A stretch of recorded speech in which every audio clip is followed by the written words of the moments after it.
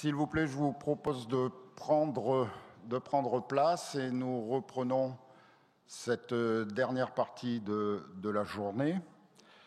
Et donc j'invite le professeur Patrick Chastenay à nous faire sa présentation qui est vraiment complémentaire de toutes les autres qu'on a vues, puisqu'elle s'intitule « Technique et robotique, peut-on critiquer le progrès technique ?» Peut-être pas d'ailleurs. Auquel cas on supprime la conférence. Non, je vous en prie. Vous m'avez prouvé le contraire tout à l'heure. Bon, je vais commencer par remercier les organisateurs qui ont d'ailleurs modifié sensiblement l'idée que je me faisais de ce type de manifestation. J'espère que mon propos vous semblera pas trop exotique, puisque ma spécialité est les idées politiques et que je n'ai aucune compétence sur l'intelligence artificielle, sur la robotique, et puis je ne vais pas me donner le ridicule, puisque les experts ont déjà parlé. En revanche, j'ai travaillé assez longtemps sur la question du rapport entre technique et politique. Et l'hypothèse que je formule, c'est que ce qu'on peut dire sur la technique en général peut parfaitement s'appliquer à l'intelligence artificielle. Alors le point de départ de ma réflexion, en tout cas pour cette présentation, il est on ne peut plus anecdotique, puisque j'observe la superposition de deux images. Donc là, je vous demande d'oublier toutes les images et pas de PowerPoint volontairement, et de faire confiance au cerveau humain, le vôtre, et d'essayer de visualiser un prêtre en habit sacerdotal qui bénit des téléphones portables qui lui sont présentés sur un plateau dans une église de Nice, et il fait ça régulièrement. Et cette cérémonie se produit d'ailleurs dans d'autres villes de France. Et puis de l'autre côté, des messieurs qui sont habillés en tenue traditionnelle, en blanc, en Arabie Saoudite, qui sont en train de s'extasier devant le robot humanoïde Sophia, robot d'ailleurs qui bénéficie de la citoyenneté saoudite.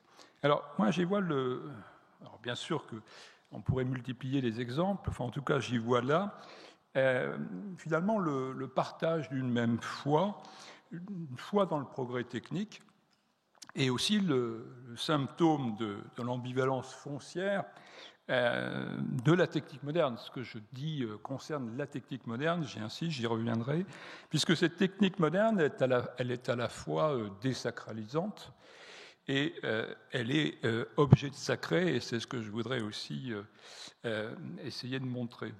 Alors, j'en déduis que la formule de sens commun, on n'arrête pas le progrès, eh bien, elle ne doit pas être interprétée comme un simple jugement de fait, mais aussi comme un jugement de valeur qui nous enjoint de célébrer ce que j'appelle le culte technicien.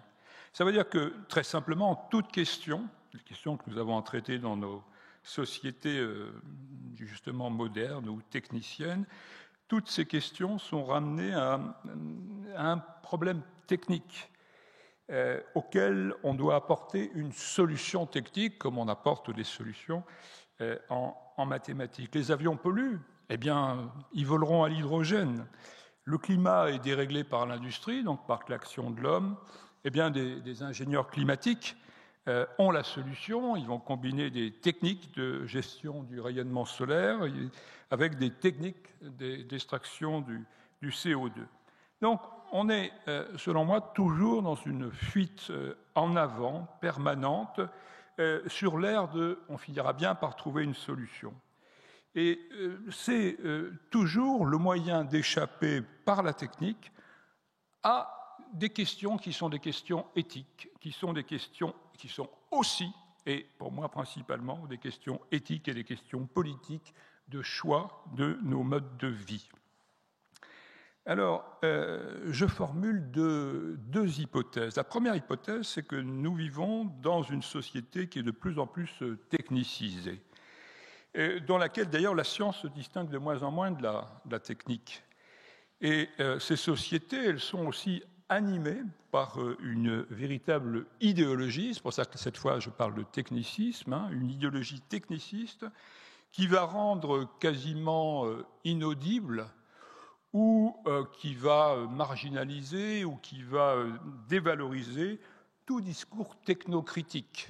C'est Macron et les Amish quand il s'agit de poser la question de la 5G. Simplement poser la question. Deuxième hypothèse, c'est l'idée que depuis Marx au moins, auteur bien oublié, je dirais que l'imaginaire de nos sociétés contemporaines, c'est un imaginaire qui est massivement progressiste. D'ailleurs, nous l'avons vu avec des images cette fois toute la journée. Et cet univers, notre univers, qui est le mien, comme le vôtre, il est imprégné de solutionnisme technologique. On le voit, on l'a vu, on n'a pas fini de le voir avec le numérique, avec l'ingénierie climatique, et on le voit aussi pour les questions énergétiques qui ont déjà été abordées aussi en creux et des fois directement. Et il comporte toujours une dimension magico-religieuse auquel on ne pense pas forcément. Cet imaginaire, il est d'autant plus prégnant qu'il a gagné les esprits les plus critiques. Je voudrais en donner quelques exemples plus tard. Donc la métaphore là, de l'alerte à la bombe ayant déjà été préemptée, et puis on sait que le public a toujours besoin de sensations de plus en plus fortes. Ben, j'irai plus loin, je dis que ce qu'à Dieu ne plaise, le bâtiment s'écroule. Qu'est-ce qu'il faut retenir? À la question que je me suis moi-même posée, est-ce qu'on peut critiquer le progrès technique? Je réponds par l'affirmative, mais avec quand même beaucoup de réserves. C'est-à-dire qu'on peut effectivement le critiquer si on aime, alors je dirais nager seul, à contre-courant et dans des eaux froides. Alors seul, pas toujours, mais disons pas nombreux. J'en veux pour preuve le mauvais traitement qu'on a pu réserver à des penseurs critiques. Je pense à Gunther Anders, l'obsolescence de l'homme. Je pense à Jacques Ellul du système technicien, dont je vais d'ailleurs parler plus longuement. Précisément, la pensée de Jacques Ellul, E2LUL, qui est connue par, même si ce matin Yves Frégnac l'a cité, et ça aussi c'est une confirmation que sont souvent des ingénieurs, enfin des savants, des vrais, ce qui n'est pas mon cas. Je considère que la science politique n'est pas une science au sens d'une science positive. Enfin, ça c'est une autre histoire. Eh bien, la pensée d'Ellul, en tout cas, moi, m'a permis, puisque c'était une rencontre décisive, puisque je l'ai rencontrée en 1973-74, elle m'a permis justement de repenser le monde, d'aider de m'aider en tout cas à mieux le vivre et aussi à l'apprécier, puisqu'il ne s'agit pas de refuser la technique. J'y reviendrai. Et la pensée d'Ellul ici me sert à tester la pertinence de la première hypothèse que je vous ai proposée. Et puis pour la seconde, je voudrais tenter un bref panorama qui est évidemment incomplet, mais volontairement, je vous le dis tout de suite, de l'idéologie techniciste. Alors, pour répondre d'ailleurs aux souhaits des organisateurs, que je remercie, comment on peut très rapidement penser le progrès avec Ellul? Eh bien, Ellul nous dit en substance que dans les sociétés techniciennes et uniquement dans celles-ci, l'homme croit se servir de la technique, mais en réalité, c'est lui qui la sert. Ou pour parler avec les mots de Bernanos, l'homme devient l'instrument de ses instruments. Et l'aliénation technicienne, eh bien, c'est une aliénation qui vient se rajouter aux autres types d'aliénation. Alors, une fois encore, Ellul n'est pas technophobe, comme on a pu le dire. Il est critique à l'égard de la technique, et ce qu'il réfute, selon la formule, ce n'est pas ce qu'il condamne, ce n'est pas la technique qui nous asservit à ses yeux, mais c'est le sacré transféré à la technique, c'est-à-dire de faire de la technique, de faire du progrès une sorte de nouvelle religion, et cette religion de l'efficacité à tout prix. Ce qui veut dire que dans son esprit, la technique n'est pas la machine. La machine, finalement, c'est l'expression, c'est la figure bruyante. D'ailleurs, nous en avons eu la démonstration en ouverture avec mon collègue Lemont, bruyante, et pendant très longtemps pétaradante, malodorante, tout ce que vous voulez. La technique vient au contraire, pour le dire, on pourrait dire une métaphore, mettre de l'huile dans le mécanisme. Elle vient la socialiser, elle vient la sociabiliser. Alors, il faut entendre par technique et par phénomène technique la recherche du meilleur moyen dans tous les domaines, indépendamment de toute autre considération.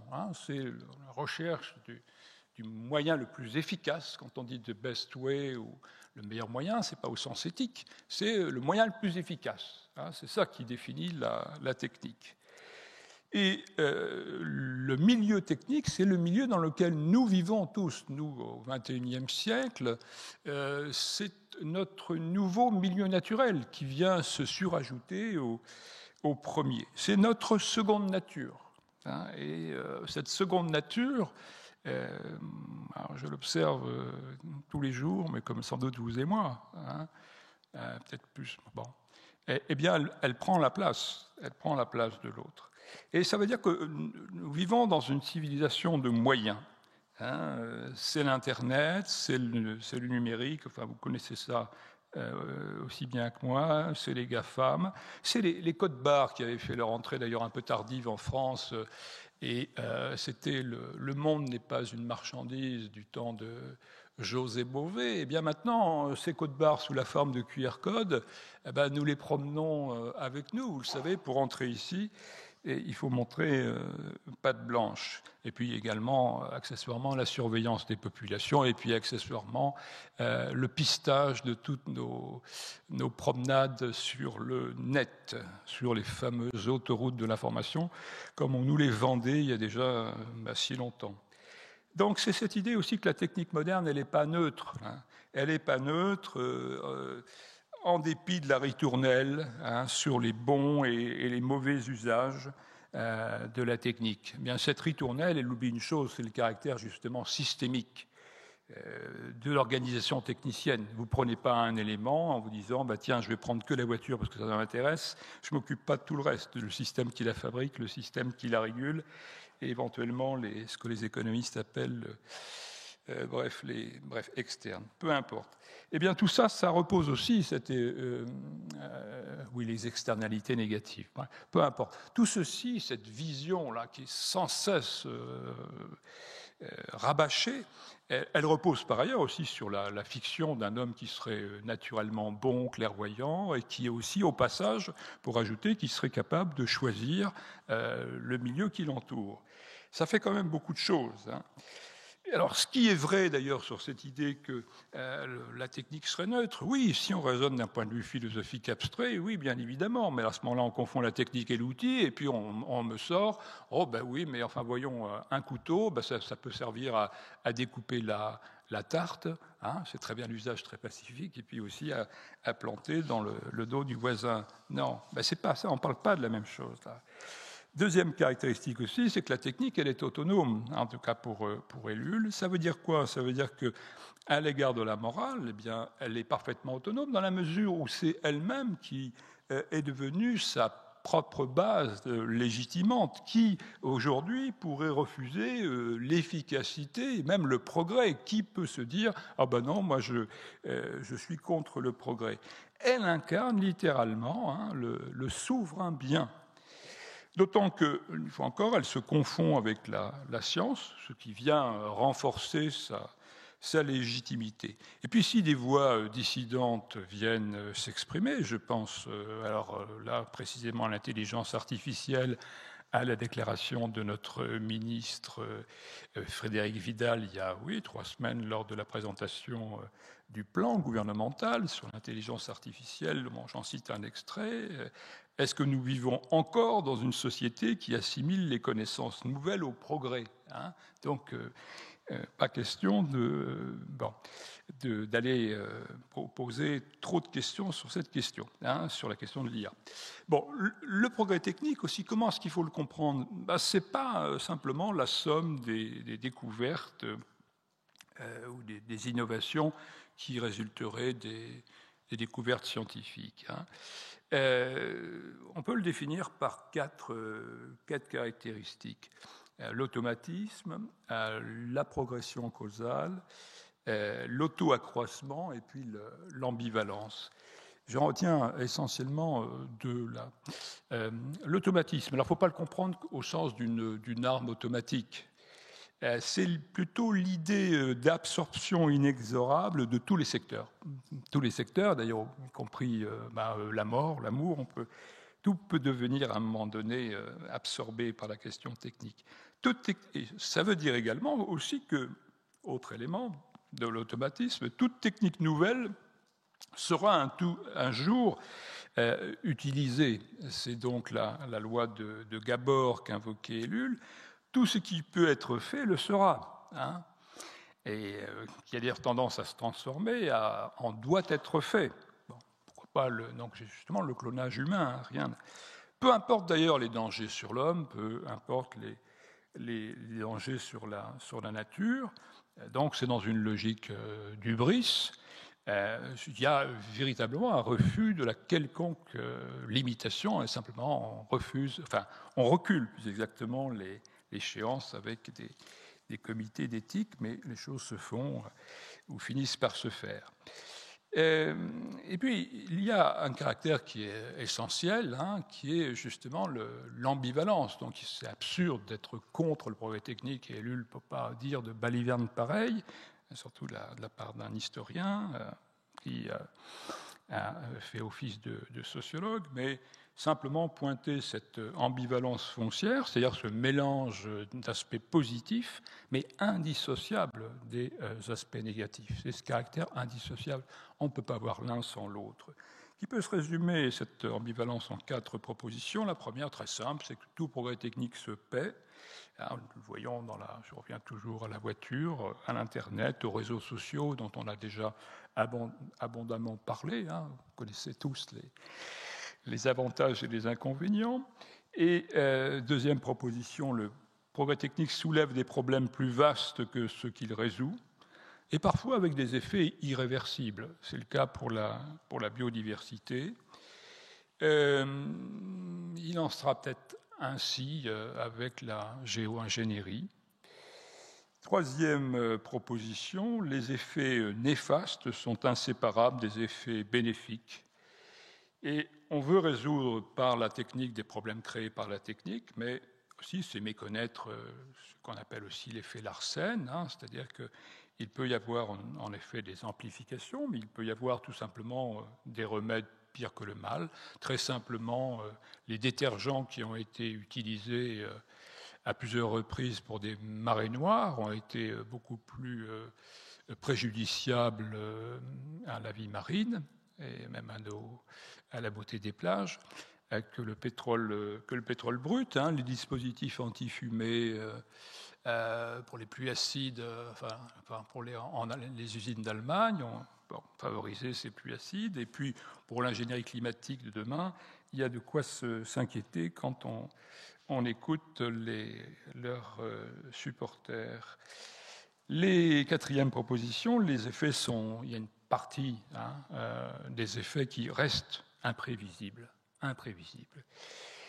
Pourquoi ? Parce que les besoins immédiats priment sur les conséquences. On est véritablement dans le court-termisme. On a tendance à reporter les problèmes. Nous avons eu des discussions de colloques, si on peut dire, un peu hors champ, sur le choix des énergies. C'est vraiment une question d'idéologie, de dire voilà la bonne énergie, voilà la solution. Ou c'est de la mauvaise foi, ou c'est de l'idéologie. Et ce qui revient d'ailleurs un petit peu à la même chose.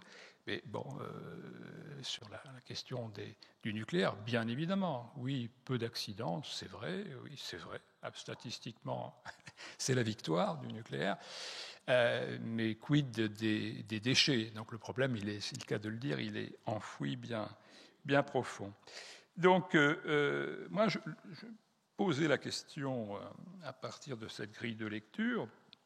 est-ce que l'idéologie techniciste est devenue dans nos sociétés hégémonique, au sens vraiment précis de l'hégémonie? Je ne veux pas dire qu'il n'y a que cette idéologie-là, mais est-ce qu'elle règne vraiment, l'idée de Gramsci, est-ce qu'elle occupe les esprits? Bah oui, moi j'ai tendance à le penser. Et plutôt qu'évoquer la technophilie des penseurs libéraux, qui est bien connue, là on risquerait de passer beaucoup de temps, et j'en ai que peu, qui sont en effet les défenseurs naturels du progrès.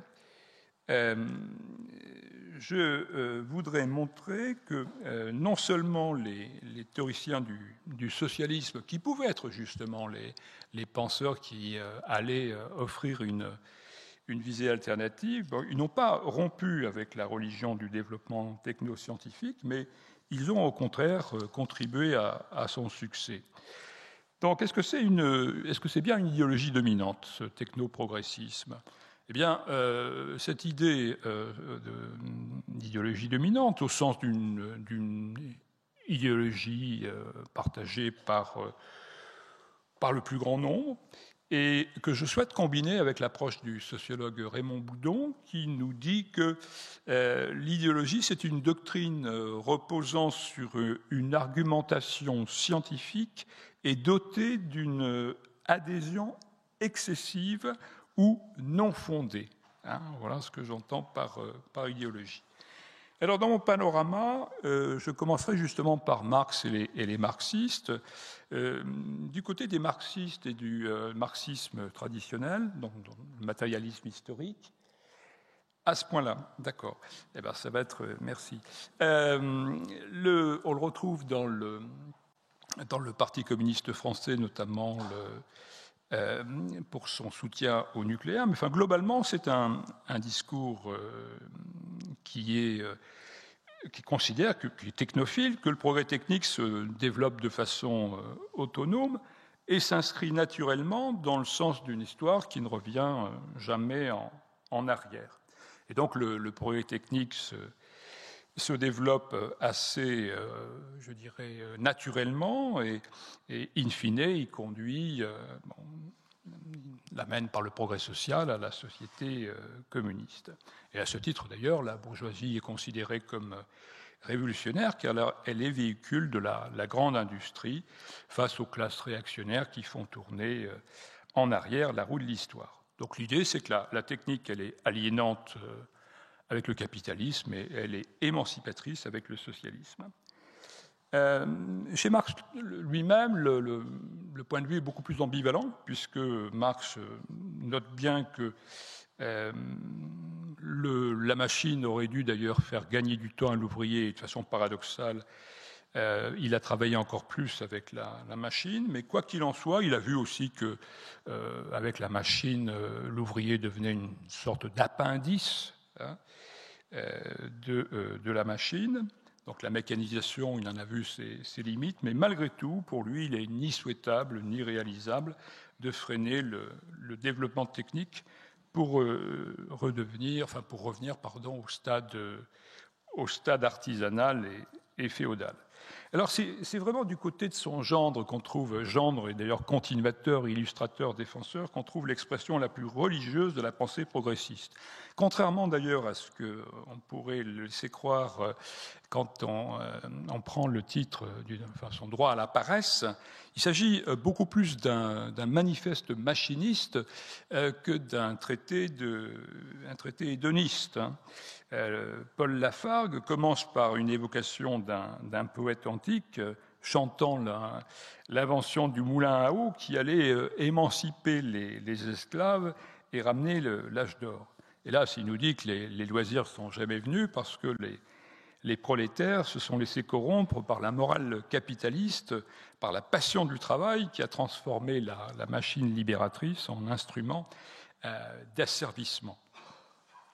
Alors, à mesure que la machine s'est perfectionnée, les ouvriers ont travaillé davantage. Voilà le paradoxe. Et autre paradoxe, c'est que la Révolution française, finalement, a libéré les ouvriers du joug de l'Église, mais les a placés sous le joug du travail, puisque finalement, les sous l'Ancien Régime, ces ouvriers avaient droit, alors dimanche et jour férié, jour saint, 90 jours chômés dans l'année. Bon. Et donc, pour Lafargue, en réalité, il faudrait que les ouvriers travaillent moins pour obliger justement les patrons à perfectionner leurs machines pour que, je le cite, la classe ouvrière puisse manger de joyeux beefsteaks d'1 ou 2 livres. Elle boira à grande rasade du Bordeaux, du Bourgogne et laisse l'eau aux bêtes. Et il nous dit, à la fin, c'est vraiment le point final de son droit à la paresse, le rêve d'Aristote est notre réalité, avec, regardez bien le langage religieux, nos machines au souffle de feu, aux membres d'acier, accomplissent docilement d'elles-mêmes leur travail sacré, tandis que les philosophes du capitalisme ne comprennent pas encore que la machine est le rédempteur de l'humanité, le Dieu qui rachètera l'homme des basses besognes, du salariat, le Dieu qui lui donnera des loisirs et la liberté. Alors, chez Lénine, il y a une vision qui est beaucoup moins lyrique, mais il y a quand même aussi cette idée que le socialisme, il est impossible sans la technique du grand capitalisme, confus d'après le dernier mot de la science moderne, et il nous décrit un peu là une sorte de mélange entre le socialisme de caserne là, et d'organisation de l'usine. Alors il est d'autant plus intéressant, le point de vue de Lénine, qu'il est repris in extenso un siècle plus tard dans le manifeste accélérationniste, dont je compte bien dire quelques mots tout à l'heure. Alors, très aussi symptomatique, mais là, un petit peu comme contrepoint, c'était puisqu'il n'est pas marxiste, lui, alors là, il avait une influence beaucoup plus importante pour nous sous la Ve République, avec son livre Automation et humanisme, qui avait été publié en 68, mais qui diffusait, il était enseigné à Sciences Po, justement, Georges Elgozy, E-L-G-O-Z-Y, qui nous disait, lui, simplement, il rêvait d'une machine à gouverner, qui allait finalement, grâce à débarrasser les consultations électorales des candidats fantaisistes et conseillés par les ordinateurs, nos partis politiques présenteraient les plus compétents, en tout cas les moins farfelus. Et puis même Ellul, qui est, je dis même des fois réputé comme technophobe, a eu son quart d'heure, si on peut dire, en 82 dans Changer de révolution, puisqu'il a pensé, parce que c'est vrai qu'il avait connu, lui, le gros ordinateur, qui est l'ordinateur réservé aux grands groupes, il a cru que la micro-informatique allait donner les moyens, si vous voulez, aux théories autogestionnaires et aux théories conseillistes de leurs ambitions. Bon, ça n'a pas duré très longtemps pour lui, ça a duré quelques mois. Et donc de faire vraiment fonctionner la démocratie locale, des groupes alternatifs, etc. Alors André Gortz, toujours dans la même logique socialiste et écologiste, comme Ellul, André Gortz, alors tout à fait intéressant, parce que lui, il était allé encore beaucoup plus loin dans l'immatériel. Lui, il ne jurait que par les communautés anarcho-communistes du cyberespace, puis il a fait du hacker la figure emblématique de la réappropriation du travail, l'économie de la connaissance, l'économie de la gratuité. Et puis il parlait donc de ces dissidents du capitalisme numérique qui étaient à la fois des downshifters qui préféraient gagner moins pour vivre mieux, mais qui étaient aussi des fabbers qui fabriquaient des objets en 3D, objets qui pouvaient être justement distribués pour tous, fabriqués pour tous dans les ateliers communaux. Et finalement, il pensait qu'avec une société de très haute technologie, on pouvait sortir du capitalisme pour aller vers le socialisme. Alors, on atteint vraiment, là, c'est très récent, c'est en 2013, avec 2 marxistes américains, Williams et Snisek, qui publient leur manifeste accélérationniste, où là, ils poussent vraiment très loin leur raisonnement techniciste, en disant qu'il faut simplement faire une course de vitesse. C'est-à-dire, c'est un texte qui a eu beaucoup quand même de succès, et ils opposent la mauvaise vitesse en régime capitaliste, qui conduit à une fuite en avant décervelée, à la bonne accélération du progrès technique qui, elle, est navigationnelle. Et puis ils opposent donc justement tous ceux qui restent attachés à un folklore localiste, à l'action directe de type ZAD, à la démocratie comme processus, d'avec, je le cite, ceux qui ébauchent une politique accélérationniste sans complexe, avec une modernité faite d'abstraction, de complexité, de globalité et de technologie. Et ils nous disent que la gauche ne doit pas s'opposer, mais au contraire embrasser l'accélération techno-sociale. Bon. Il se trouve que leur texte, même s'ils se défendent de techno-utopisme, moi je vois que dans leur texte, et pourtant ils nous ont dit que le problème le plus important de notre temps, à l'heure actuelle, c'était le dérèglement climatique, c'est le début du manifeste, et ils rêvent, nous disent-ils, ils veulent qu'on développe un monde fait de voyages dans l'espace. Un monde fait de voyages dans l'espace. Bon, bah, très bien. J'ai beau ne pas être un vrai scientifique, j'ai cru comprendre que c'était pas très bon pour l'objet recherché. En guise de conclusion, puisqu'il est tard, en 2 mots. Et en guise de conclusion, je voudrais donner simplement 2 contre-exemples, mais qui sont en même temps des francs-tireurs et qui ont été de leur temps et après marginalisés. C'est Orwell et c'est Bernanos. Orwell, justement, se moquait des progressistes quand il faisait ses enquêtes sur le socialisme, qui voyait dans la machine notre, je cite, nouvelle race d'esclaves, qui allait permettre à l'humanité de se libérer de toutes les aliénations. Et puis enfin, il avait toujours cette règle, c'est-à-dire que quand on lui présentait une innovation, la question qu'il se posait et qu'il nous pose, c'est est-ce que ce progrès, est-ce que cette innovation me rend plus humain ou moins humain? Ça, c'est la question. Et puis, Bernados, c'est le Bernados de la France contre les robots. On a pu dire que ce livre, alors qu'il passait d'ailleurs au passage complètement inaperçu, si même avec une belle formule, on a dit beaucoup plus tard que c'était un coup de pistolet dans un concert. Je cite Bernados pour terminer, « Un monde gagné pour la technique est perdu pour la liberté. La seule machine qui n'intéresse pas la machine, c'est la machine à dégoûter l'homme des machines. C'est-à-dire une vie tout entière orientée par la notion de rendement, d'efficience et finalement de profit. » Bon, je vous remercie infiniment de votre patience. Merci.